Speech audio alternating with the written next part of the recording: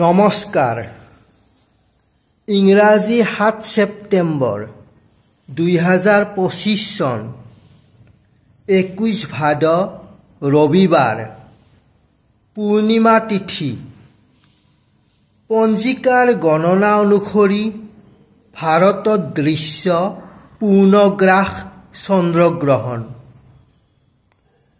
ৰাতি ঘণ্টা ৯:৫৭ সময়ত চন্দ্ৰগ্ৰহণ আৰম্ভ হ'ব।